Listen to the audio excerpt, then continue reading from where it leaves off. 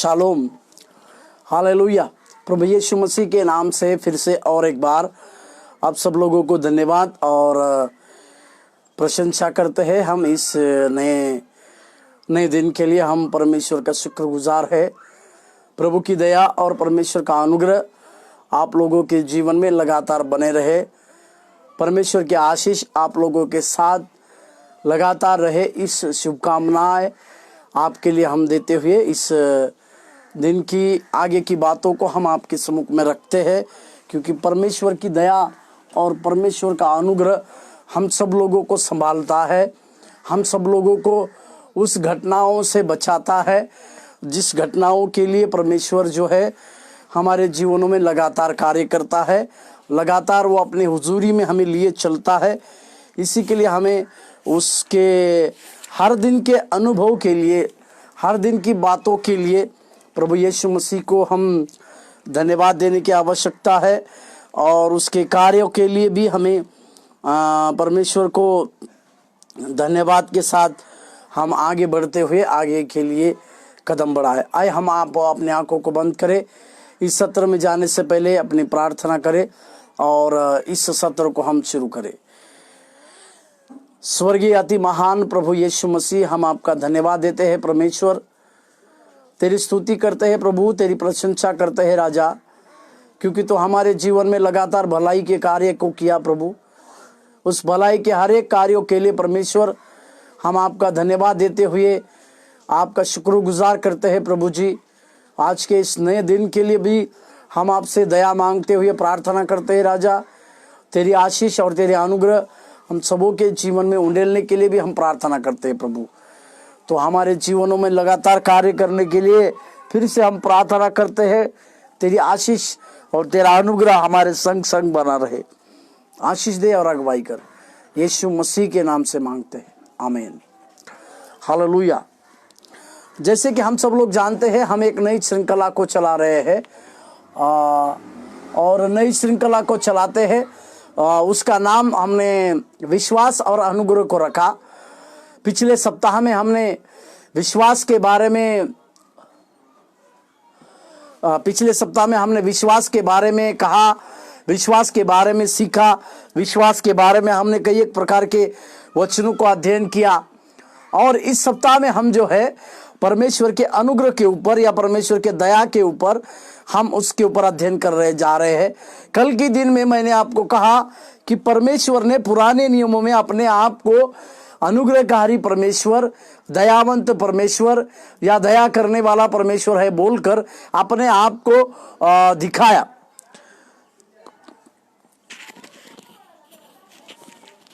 उस परमेश्वर ने अपने आप को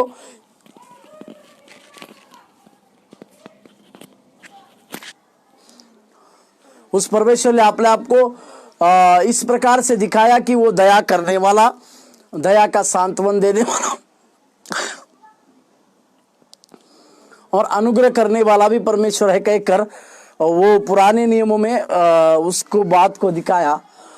और मैंने ये आपको ये भी कहने की कोशिश की कि परमेश्वर ने पुराने नियम के लोगों के ऊपर प्रेम किया। इसका कारण ये नहीं था कि वे लोग बहुत अच्छे थे, परंतु परमेश्वर ने अपने पूर्वजों को, जैसे अब्राहम को जो वायदा दिया, फिर वही वायदा इसहाक को दिया, फिर उसी प्रकार का वायदा याकूब को दिया।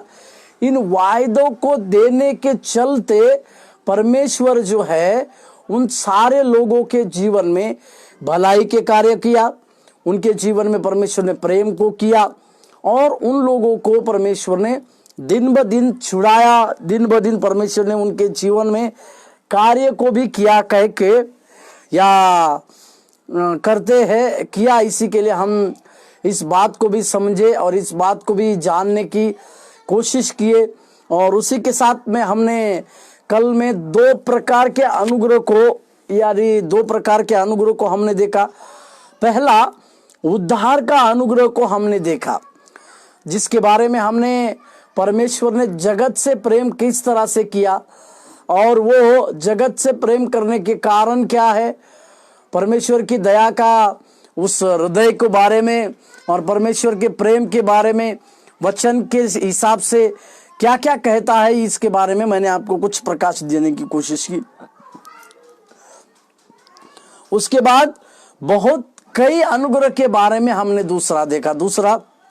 कई अनुग्रह के बारे में मैंने आपको सिखाने की कोशिश की। कई अनुग्रह मतलब जब हम हर चीज के लिए परमेश्वर से प्रार्थना करते हैं, परमेश्वर हमारी बातों को सुनता है।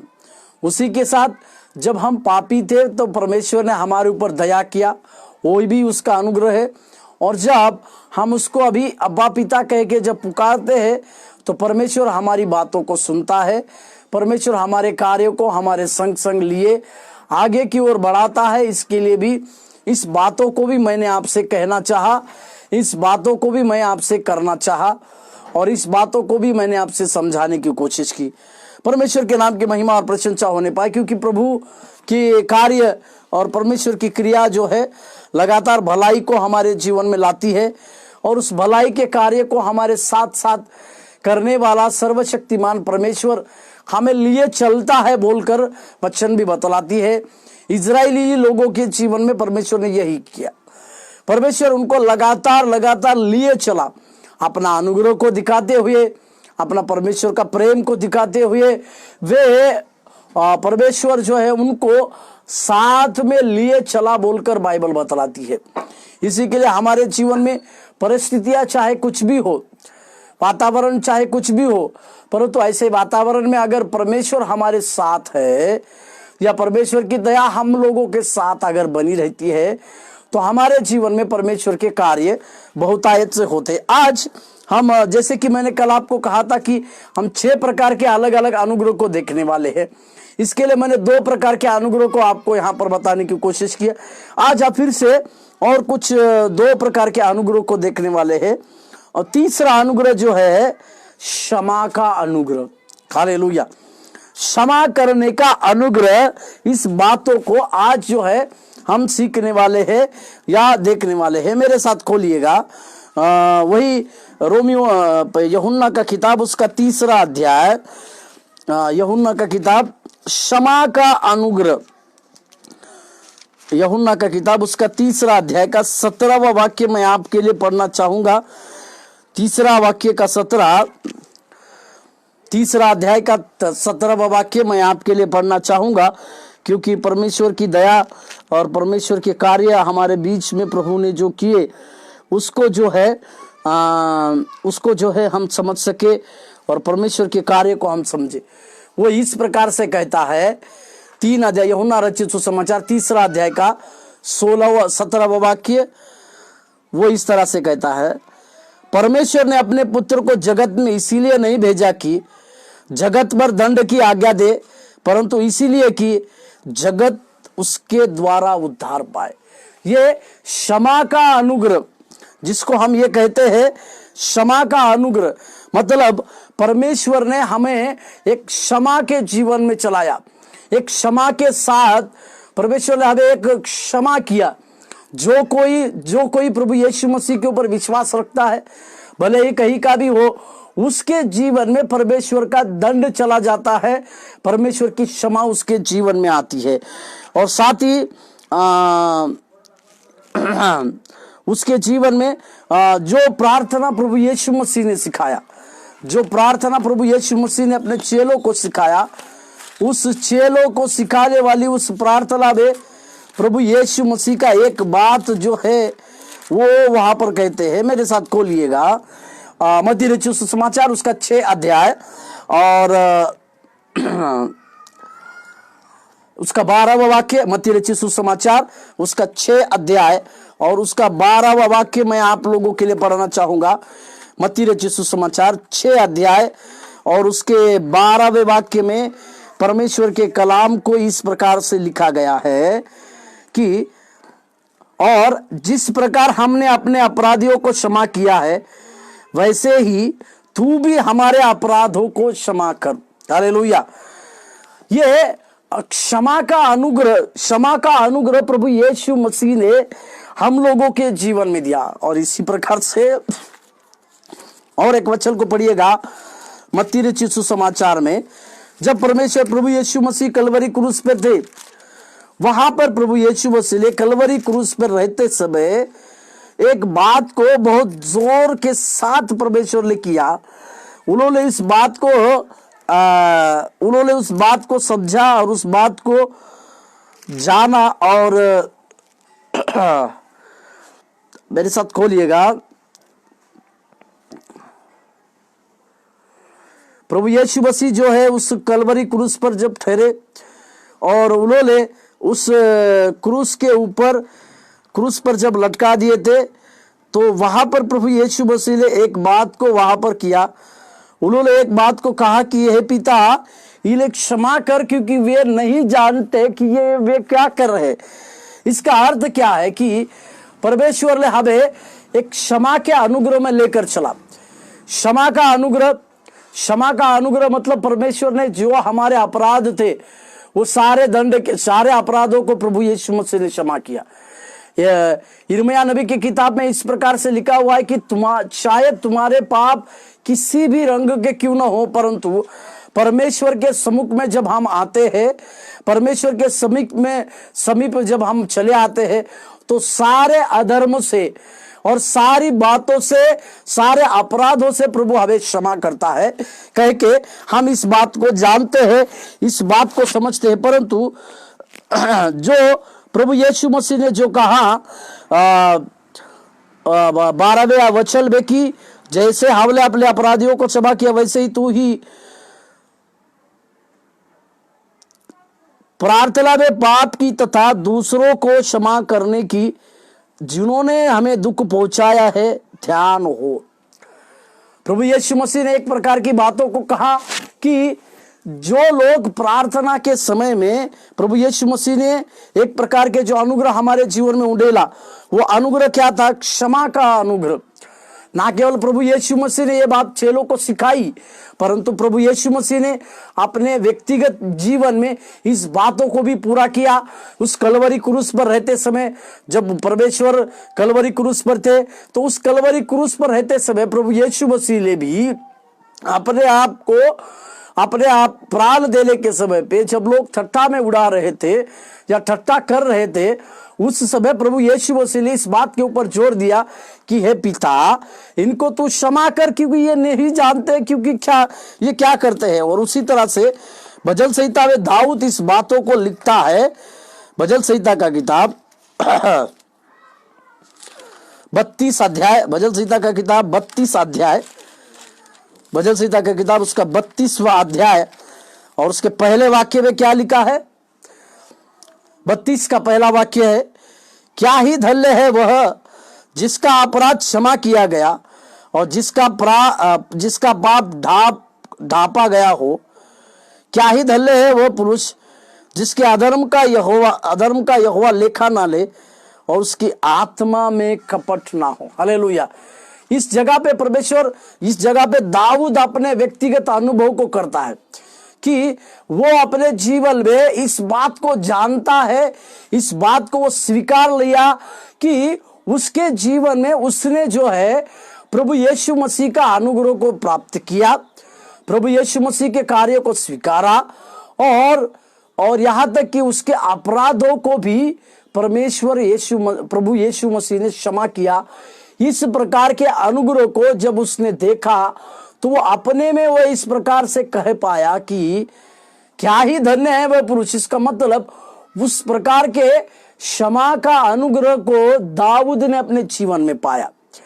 और इसी प्रकार से नीति वचन में एक वचन लिखा हुआ है, जिसका अपराध और उसमें इस प्रकार से वचन नीति वचन में लिखा हुआ है कि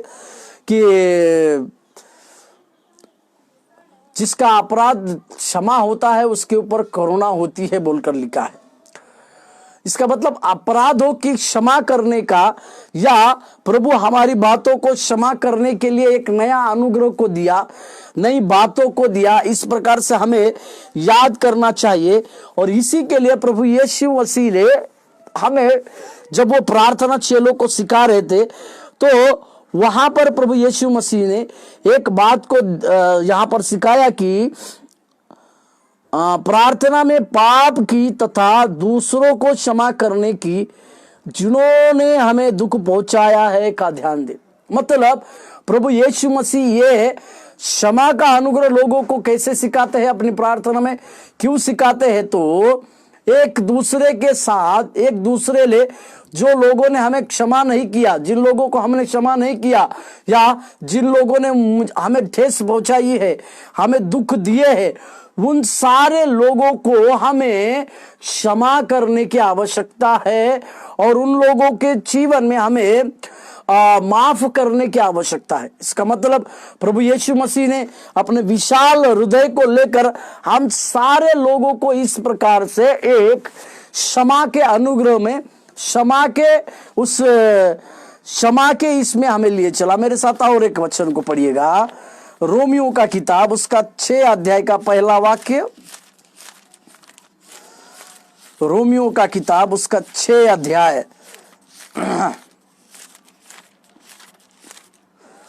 माफ कीजिएगा, रोमियो का किताब उसका 8वां अध्याय का पहला वाक्य मैं आपके लिए पढ़ रहा हूं। 8वां वाक्य आता है, अब जो मसीह यीशु में है उन पर दंड की आज्ञा नहीं, क्योंकि वे शरीर के अनुसार नहीं परंतु आत्मा के अनुसार चलाए चलते हैं। मेरे प्रियो, मैं यहां पर आपको एक बात जोड़ना चाहूंगा कि परमेश्वर प्रभु यीशु मसीह ने हमें क्षमा का उस अनुग्रह को दिया।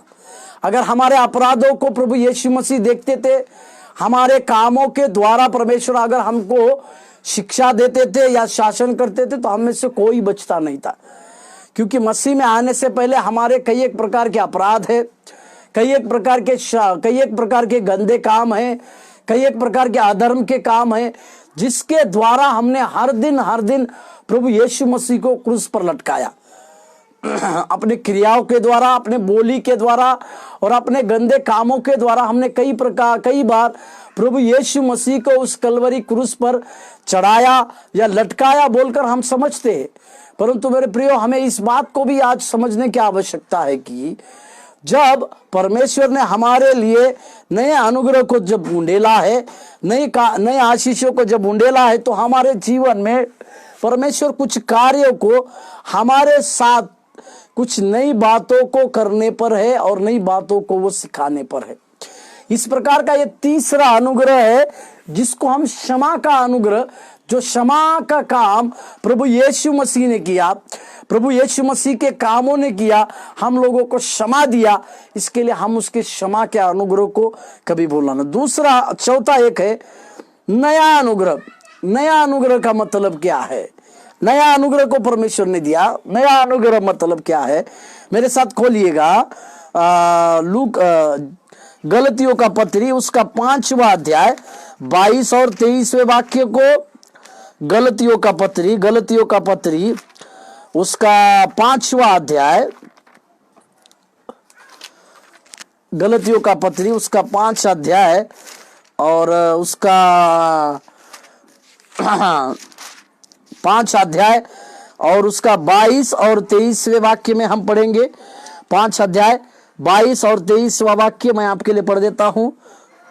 पर यहां पे परमेश्वर ने हमें एक, जो हम सीख रहे नया अनुग्रह, मतलब परमेश्वर ने हमारे अंदर आत्मा के कुछ नए फलों को दिया। पहले हम गंदे बातों को करते थे, झूठ बोलना और कई बातों को करते थे, पर जब हम मसीह में आते हैं, मसीह को अपना उद्धारकर्ता को मान लेते हैं, स्वीकार करते हैं, मसीह के पीछे हो लेने की बातों को हम करते हैं, उस समय हमारा पुराना चाल चलन चला जाता है, पुरानी बातें हमारे जीवन से चली जाती है और परमेश्वर के आत्मा के फल, शरीर की बातें जाके आत्मा के फल हमारे अंदर आता है। इसी को कहते हैं नया अनुग्रह। हालेलुया। हमारे अंदर जो गलतियां थी, जो गंदे बात थे, वे सारी बातें प्रभु यीशु मसीह के लिए, प्रभु यीशु मसीह के उस क्रूस पर जब हम छोड़ देते हैं, सारे गंदे चाल चलन को जब हम निकाल देते हैं हमारे पास से, तो प्रभु यीशु मसीह के आत्मा के फल, जो कि उसमें लिखा है प्रेम, आनंद, शांति, धीरज, कृपा, भलाई, नम्रता और संयम है, ऐसे कामों के विरोध में कोई भी व्यवस्था नहीं। हालेलुया। इसका मतलब ये आत्मा के सारे प्रकार के फल हमारे अंदर चले आते हैं, इसी को कहते हैं नया अनुग्रह। यानी नया अनुग्रह मतलब परमेश्वर यीशु प्रभु को जब अपना व्यक्तिगत उद्धारकर्ता के रूप में स्वीकार करते हैं, व्यक्तिगत उसके ओर चले आते हैं, प्रभु यीशु मसीह के वचनों को स्वीकार करते हैं, उसका पालन करते हैं, और परमेश्वर के प्रेम के साथ साथ हम जब उसके साथ चलने का प्रयास करते हैं, इन सारी बातों को करने के बाद परमेश्वर के आत्मा के फल जो है हमारे अंदर चले आते हैं, और उस आत्मा के फलों के द्वारा परमेश्वर हमारे जीवन में एक नया कार्य को भी उंडेलता है। मैं आप लोगों के लिए और एक वचन पढ़ना चाहूंगा, पहला तीमुथियुस का पत्री, मेरे साथ खोलिएगा, पहला तीमुथियुस मेरा दूसरा तीमुथियुस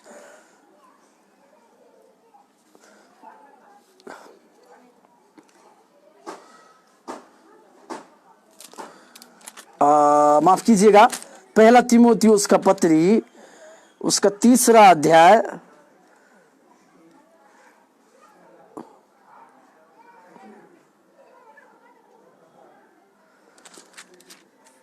उसमें इस प्रकार से एक वचन आता है कि मैं पा लिया या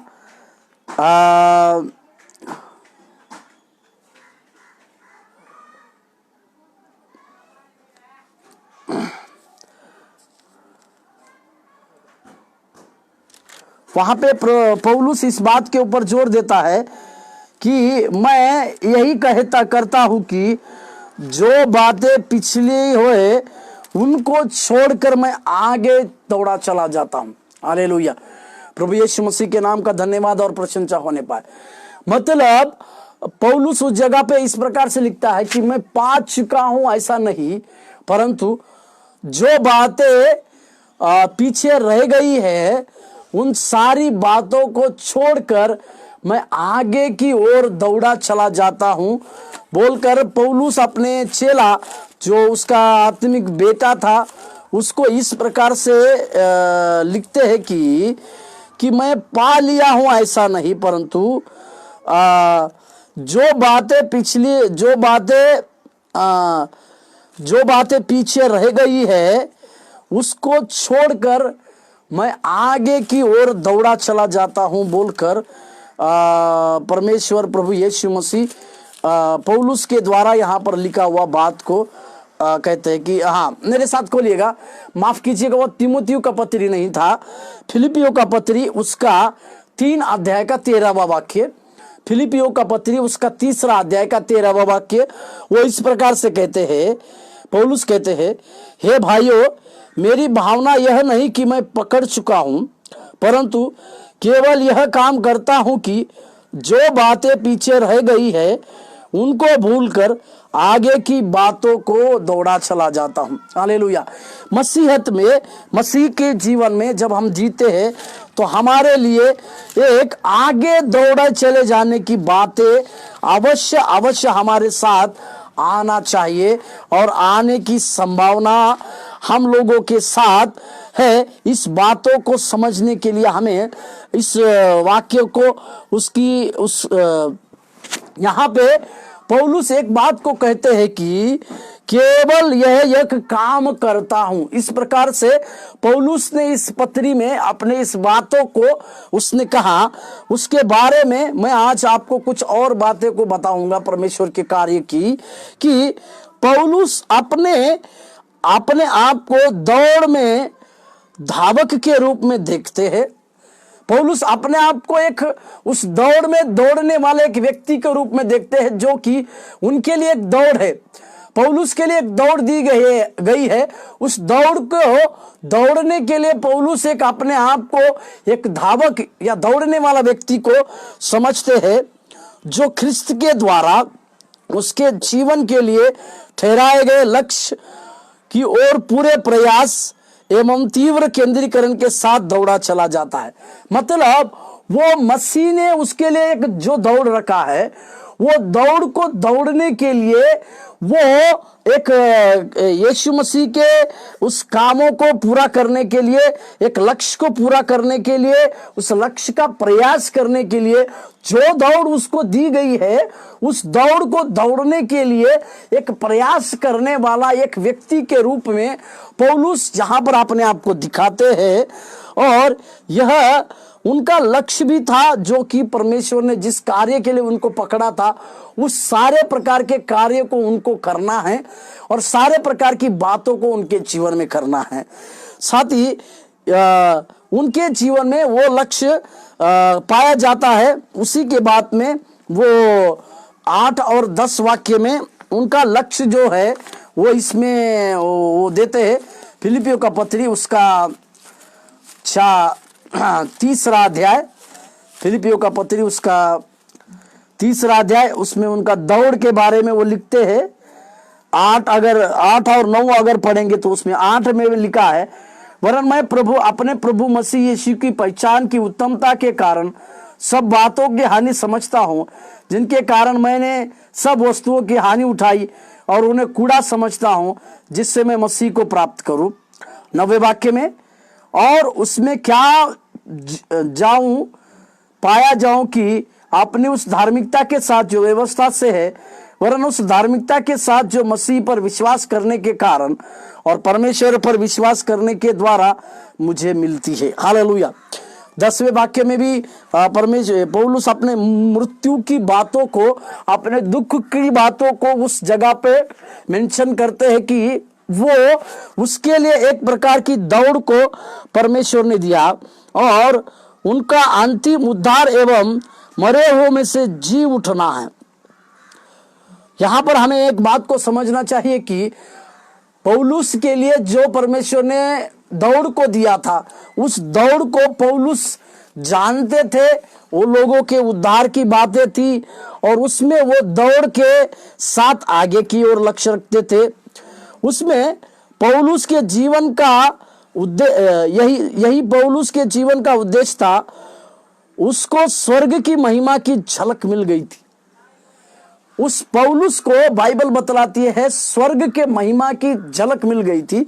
मेरे साथ खोलिएगा, पहला 2 कुरिन्थियों का पत्री 12:4, 2 कुरिन्थियों का पत्री 12 उसका 4वां वाक्य कि स्वर्ग लोग पर उठा लिया गया और ऐसी बातें सुनी जो कहने की नहीं और जिनका मुंह पर लाना मनुष्य को उचित नहीं। इस पौलुस के जीवन में उसको स्वर्ग की एक झलक मिल गई थी कि स्वर्ग किस प्रकार है और स्वर्गीय बातें किस प्रकार है, परंतु फिर भी वो और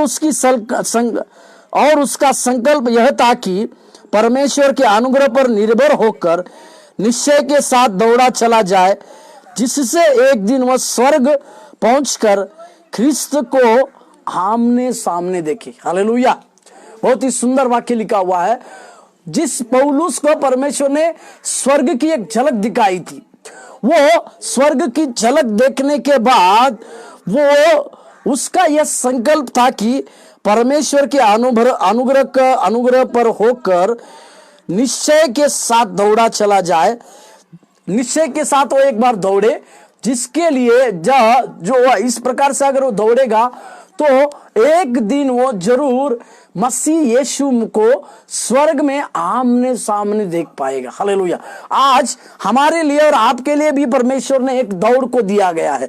जैसे उसी के फिलिपियों के पत्री में एक वचन लिखा हुआ है, हमारी नागरिकता स्वर्ग की है। इसका अर्थ क्या है कि परमेश्वर ने हमें एक प्रकार का नया अनुग्रह को दिया है।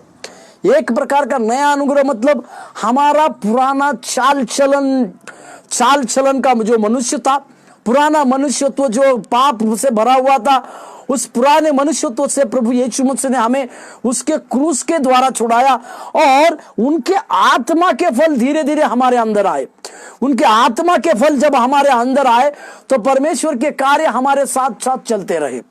साथी, ना केवल ये बात, परंतु परमेश्वर ने हमें और एक बात को और एक बड़ी बातों को हमारे साथ किया और हमारे साथ करना चाहा।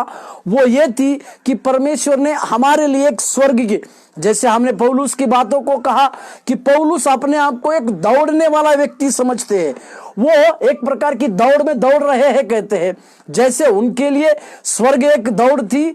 और इसी पौलुस के जीवन में परमेश्वर ने उसको स्वर्ग का एक स्वर्ग की महिमा को एक चिन्ह दिखाया था। अभी ये स्वर्ग की महिमा का चिन्ह जब पौलुस के जीवन में आया तो पौलुस के पास धीरज से दौड़कर विश्वास के साथ दौड़ना है। धीरज के साथ दौड़ते दौड़ते परमेश्वर जो है, परमेश्वर की जो बातों को लिए चलते, वो दौड़ते हुए एक दिन मसीह यीशु को जो स्वर्ग में है उसके आमने सामने देखने का इस प्रकार का नया अनुग्रह को पौलुस अपने जीवन में चाहते। ये आज हम सारे लोगों के लिए एक बहुत बड़ी चेतावनी या बहुत बड़ी आशीष की बात है कि इस प्रकार का नया अनुग्रह प्रभु हम सब लोगों को देने पाए। जब हम परमेश्वर के, जब हम उसके आगमन में, जब हम परमेश्वर के सम्मुख में खड़े रहेंगे या उस स्वर्ग में चले जाएंगे तो हम लोग हमारे आंखों के सामने उस ख्रिस्त यानी मसीह प्रभु यीशु मसीह को आमने सामने देख पाएंगे। इस प्रकार का नया अनुग्रह, इस प्रकार की नई कार्य हमारे जीवन में परमेश्वर करना चाहता है और इस प्रकार का संकल्प हम सभी में होना आवश्यक है। जरूर बात है कि इस प्रकार का संकल्प कि मेरे लिए मुझे एक ना एक दिन प्रभु यीशु मसीह को जो स्वर्ग में है उनके साथ आमने सामने बैठकर उनको देखना, ये मेरे लिए एक संकल्प होना चाहिए। ना केवल मेरे लिए परंतु जितने लोग प्रभु यीशु मसीह को मानते हैं, जितने लोग प्रभु यीशु मसीह को स्वीकार किए, उन सारे लोगों का यही संकल्प होना चाहिए। जीवन की चिंताएं, धन और बुरी अभिलाषाएं प्रभु के प्रति हमारे संपूर्ण समर्पण को प्रतिबंधित कर देती है। धन की अभिलाषाएं, धन की चिंताएं और बुरी अभिलाषाएं हमें परमेश्वर के उस दौड़ के प्रति हमें प्रतिबंधित करती है, मतलब हमारे लिए एक रोक को लगाती है। और जब इस प्रकार की रोक हमारे और आपके जीवन में लगती है तो हमें वो जिस कार्य के लिए प्रभु यीशु मसीह ने हमें पकड़ा, जैसे पौलुस कहते हैं कि मैं तो एक दौड़ा चला जाता हूं क्योंकि जिस कार्य के लिए मसीह ने मुझे पकड़ा है उस कार्य को मुझे पूरा करना है, उस कार्य को मेरे जीवन में किसी भी तरह से मुझे पूरी करने की ताकत रखती। मेरे प्रियो, मेरे अजीजों, आज के इस नए अनुग्रह में हम इस बात को सीखे, इस बात को हम समझने की आवश्यकता है कि हमें भी परमेश्वर के द्वारा इस प्रकार से जब नया अनुग्रह को मिला है तो उसका कारण केवल यही है कि परमेश्वर चाहता है कि हम अपनी दौड़ विश्वास के साथ दौड़े और अपने जिस कामों को परमेश्वर ने हमारे हाथों में दिया है उन सारे कामों को हम विश्वास योग्यता के साथ करें, ताकि उस महान प्रभु के सम्मुख में जब हम जाए तो परमेश्वर हमारी पीठ को थापे और कहे, हे धन्य विश्वास योग्य दास। इस प्रकार की आशीषें, इस प्रकार का बहुत बड़ा अनुग्रह प्रभु यीशु मसीह के द्वारा हमारे जीवन में होना, इसी को कहते एक नया अनुग्रह। आज के दिन में हम इस बात को प्रार्थना, आइए हम सब इस समय हम अपनी आंखों को बंद करें, परमेश्वर को कहे, प्रभु हम इस बात को जान गए, नए अनुग्रह की बातों को जब हम जान गए प्रभु, हमारे जीवन में कार्य करने में। हालेलुया, धन्यवाद हो यीशु, धन्यवाद हो यीशु, धन्यवाद हो पवित्र परमेश्वर, धन्यवाद हो प्रभु, धन्यवाद देते हैं पवित्र परमेश्वर, तेरी महिमा करते हैं राजा, तेरी प्रशंसा करते हैं परमेश्वर। हालेलुया, इस नए अनुग्रह के लिए आपको धन्यवाद देते हैं परमेश्वर, क्षमा के अनुग्रह के लिए धन्यवाद देते हैं परमेश्वर। हमारे बहुत सारे अपराध होने के बावजूद भी आपने प्रभु हमारे ऊपर एक क्षमा का अनुग्रह को दिया, साथ ही प्रभु जी उस क्षमा का जीवन हमको दिया प्रभु। इसके चलते हम आपको धन्यवाद देते हैं, तेरी स्तुति करते हैं प्रभु, प्रशंसा करते हैं राजा। उस कलवरी क्रूस पर परमेश्वर आपने ये साबित किया कि आपने सारे उन लोगों को क्षमा किया जो आपके विरुद्ध में थे, जो शैतान के चाल चलन में शामिल थे प्रभु। उसी तरह से परमेश्वर हमें एक नया अनुग्रह को भी आपने दिखाया प्रभु, वो नया अनुग्रह यह है परमेश्वर, मसीह की दौड़ में दौड़ते हुए आपके पास से वो एक स्वर्गीय मुकुट प्राप्त करे, ताकि परमेश्वर जिस कामों के लिए हमें पकड़ा, जिस कार्य के लिए हमारे लिए, हमारे जीवन में प्रभु ने हमारे लिए कार्य किया, उन सारी बातों को प्रभु यीशु मसीह के कार्य के द्वारा पूरी करने पाए। धन्यवाद देते हैं परमेश्वर तेरे सारी बातों के लिए, सारे कार्यों के लिए प्रभु जी। हमारे जीवन में हमारा लक्ष्य पूरा करने के लिए प्रभु जी तेरी आशीष और तेरे अनुग्रह हमारे साथ साथ बने रहने के लिए, तेरा अनुग्रह हमारे ऊपर उंडेलते रहने के लिए हम इस समय प्रार्थना करते हैं। तेरी दया और तेरी आशीष हमारे साथ साथ बने रहे। आशीष दे और अनुग्रह दे, प्रभु यीशु मसीह के नाम से इस प्रार्थना को मांगते हैं। आमीन आमीन। धन्यवाद। प्रभु आप लोगों को आशीष दे। Thank you.